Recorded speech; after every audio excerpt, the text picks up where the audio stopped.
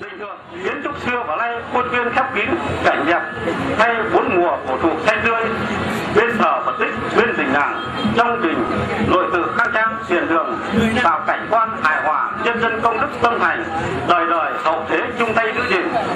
Nhân dân Phùng Xá chúng ta rất tự hào về tổ tiên xa xưa và con cháu ngày nay đã có truyền thống yêu quê hương đất nước, truyền thống lao động sáng tạo. Cả sản xuất nông nghiệp và làng nghề đã được nhà nước công nhận là nghề truyền thống, kinh tế phát triển.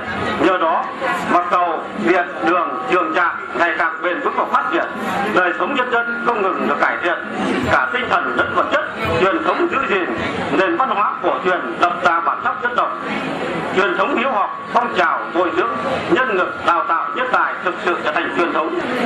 Năm nay việc làm truyền thống Canh Dần 2010 là năm toàn đảng, toàn dân, toàn quân chào mừng Đại hội Đảng các cấp tiến tới Đại hội Đảng toàn quốc lần thứ 11.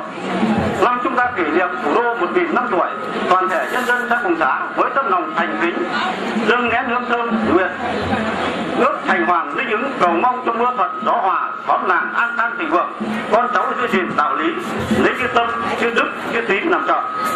Năm qua ảnh hưởng không nhỏ của nền kinh tế thị trường, nhưng kinh tế và làng nghề truyền thống của địa phương vẫn giữ vững và phát triển, đời sống nhân dân vẫn được nâng lên, tỷ lệ hộ nghèo giảm, hàng năm các cháu đỗ vào các trường đại học cao đẳng, năm sau cao hơn năm trước, xây dựng gia đình văn hóa hòa thuận hạnh phúc, thôn xóm dòng họ hội tụ bền vững, phát huy và giữ gìn danh hiệu làng văn hóa. Cuối cùng thay mặt ban tổ chức xin kính chúc các vị đại biểu và toàn thể nhân dân mạnh khỏe, hạnh phúc và đầy đặn. Xin chân thành cảm ơn. Hội đồng xa quê nên phát triển. Kính thưa hương hồn ngài Đức Bà Bàn Cảnh, Phật các hậu phi, thành hoàng làng thượng xã Phùng Xá. Kính thưa các vị đại biểu đại diện cho Đảng, chính quyền, toàn thể các cấp ở địa phương. Kính thưa các cụ, các ông, các bà, các bác, các anh, các chị, các vị khách quý, các vị đại biểu về dự hội làng. Chúng tôi ở xa nhưng tâm thức luôn nhớ về quê hương. Một năm có 365 ngày thì cả 365 ngày nhớ về quê hương, nhớ về làng Bùng, làng ta như có hồn và có tiếng nói riêng.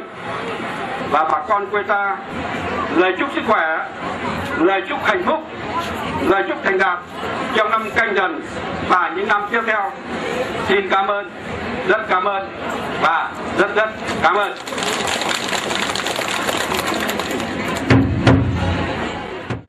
Kính mời đồng chí Nguyễn Văn Kiên, Phó Chủ tịch Ủy ban Nhân dân xã, trưởng ban quản lý di tích lên phát biểu. Xin kính mời. Kính thưa các vị đại biểu khách quý, kính thưa các cụ, các ông, các bà cùng toàn thể nhân dân về dự lễ, hòa chung với không khí mừng xuân mới, mừng Đảng ta tròn kỷ niệm 80 năm tuổi. Ngày 3 tháng 2 năm 1930, ngày 3 tháng 2 năm 2010, toàn Đảng, toàn dân tiếp tục đẩy mạnh các phong trào thi đua yêu nước nhằm thiết thực góp phần thực hiện thắng lợi nghị quyết Đại hội Đảng toàn quốc lần thứ 10 của Đảng, chào mừng các ngày lễ lớn trọng đại của đất nước hướng tới đại lễ 1000 năm Thăng Long Hà Nội.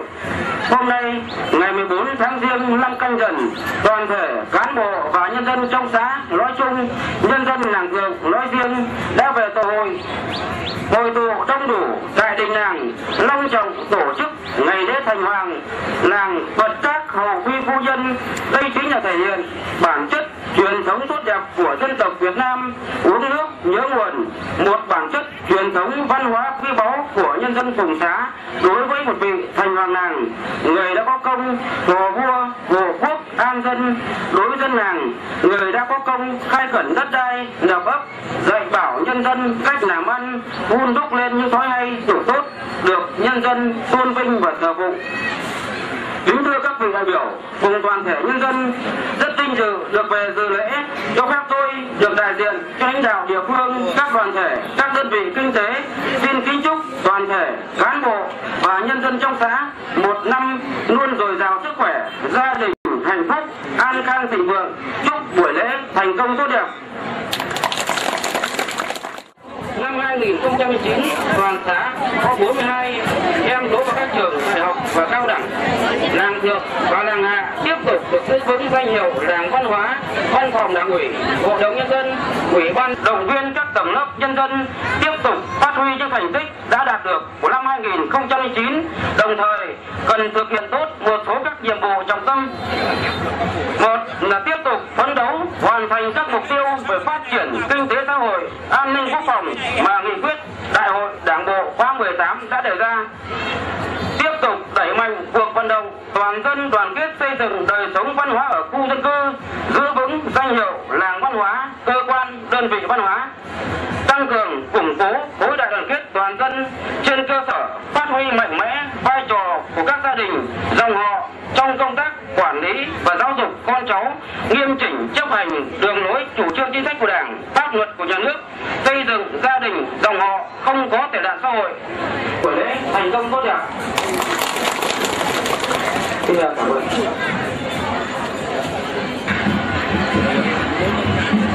Kính thưa các vị đại biểu, kính thưa toàn thể nhân dân, cứ ngày này hàng năm cán bộ nhân dân làng Thượng lại tề tựu về đây long trọng tổ chức lễ tưởng niệm thần và làng, nhằm ôn lại những lịch sử đấu tranh dựng nước và giữ nước.